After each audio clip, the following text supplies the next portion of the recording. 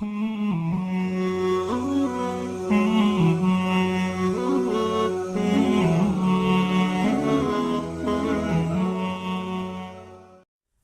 everyone to another episode of Amazed by the Quran, where I share with you what I find amazing about the Quran.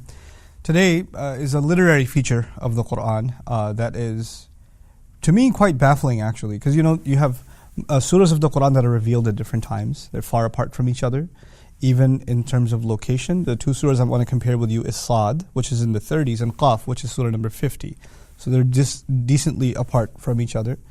And you find sometimes that there are ayahs in these surahs that are very similar to one another, but there are some textual differences. So he'll say the same thing, but actually more accurately he'll say almost the same thing, right? So in Surah Qaf he says, بَلْ عَجِبُوا أَنْ جَاءَهُمْ مُنذِرٌ مِّنْهُمْ فَقَالَ الْكَافِرُونَ هَذَا شَيْءٌ عَجِيبٌ. Rather they find it strange that a warner came to them from among themselves. Let's qualify that statement. A warner came to them from among themselves, because they thought of warners as someone to come from the outside to bring news from a faraway enemy. I've scouted the enemy, they're coming, and so he comes and he lets them know there's a danger. But Rasul ﷺ is from among them, and he's telling them of this faraway danger that's coming if they don't listen, if they don't heed Allah's warning. So they say, how can there be a warner from among us? فَقَالَ الْكَافِرُونَ هَذَا شَيْءٌ عَجِيبٌ. So disbeliever said, this is a strange thing. So the statement is, the disbeliever said, this is a strange thing. Now let's compare this a little bit. وَعَجِبُوا أَنْ جَاءَهُمْ مُنذِرٌ مِّنْهُمْ. And they found it strange that a warner came to them from among themselves. Sound familiar? It was almost exactly the same in Surah Qaf.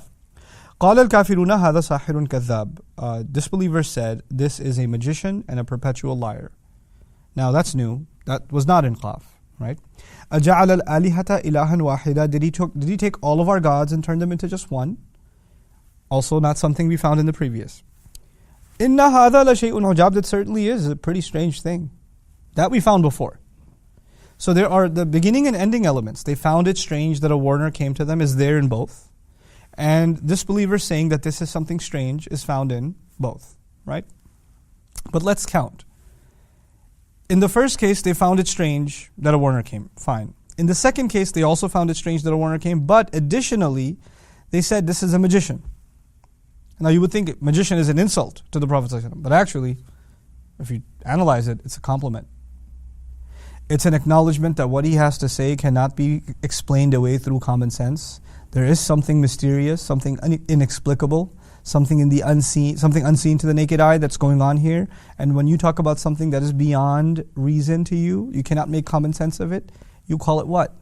Magic. And think about that. What rabbit out of the hat is he pulling? He's saying words. How are words considered magic? The effect that it's having on people can only be described as magic. So that's in and of itself, in that insult embedded is actually an acknowledgement of the divine power of the Quran, a higher power. It's supernatural, at least that much they admit, right? The second thing they called him is perpetual liar.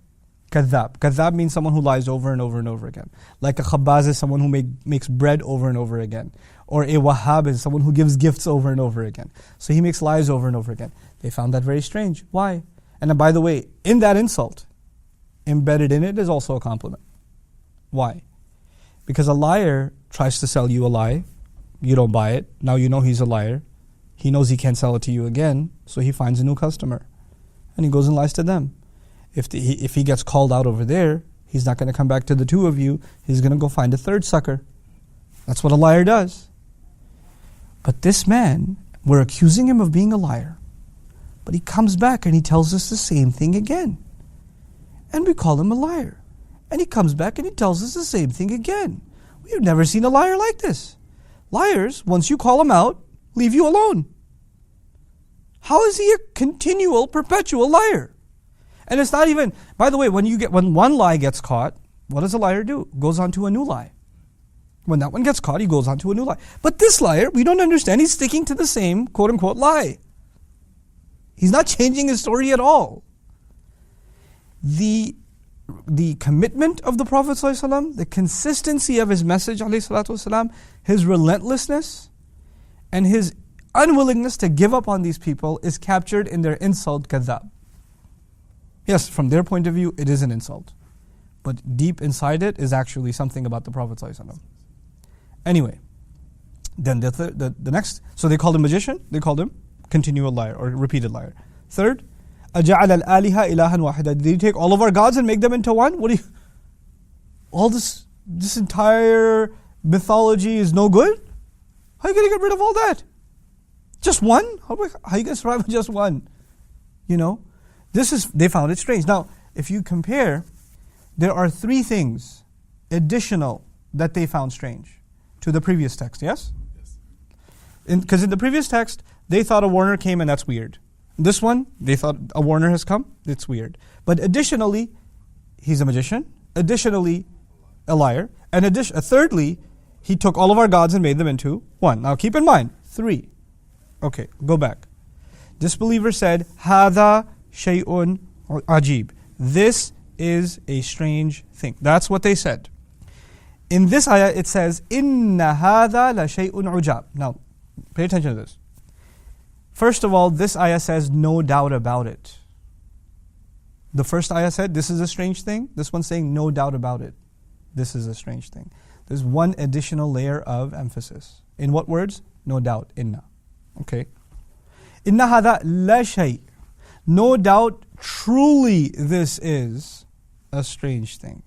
Truly, the la in la shay is not found in the first ayah. So how many additional layers of emphasis? Two. There they said strange, ajib. Here they say ujab, extremely strange. Ujab is a hyperbolized, empowered form of the word ajib. Third layer of emphasis. This statement is 3 times more emphatic than the former statement, and this statement has 3 more things they found strange compared to the first. How do you keep track of that? How do you say that statement and this statement are very similar, except this one has 3 additional things, so the emphasizers at the end should correspond?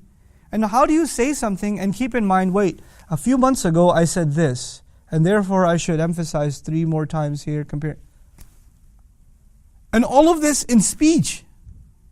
Like, you're not reciting, he's not even like referencing the other ayah. This is another surah altogether. And this is happening in the Qur'an.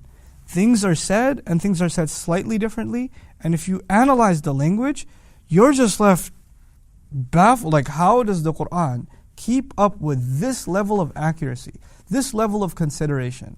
The comparative textual analyses in the Qur'an actually just leave you with, this can only be divine. That's what it leaves me with every time I study this stuff. This is why he says, subhanAllah, why don't they reflect deeply on the Qur'an? Look behind the words. Because if they would, وَلَوْ كَانَ مِنْ عِنْدِ غَيْرِ اللَّهِ لَوَجَدُوا فِيهِ اخْتِلَافًا كَثِيرًا. Had it been from other than Allah, they would have found a lot of conflict in it. You keep finding consistency on top of consistency in ways that, linguistically speaking, I've never seen anything else, anything even close. May Allah Azza wa Jal continue to make us amazed by this incredible book. Barakallahu li wa lakum. Assalamu alaikum wa rahmatullahi wa barakatuh.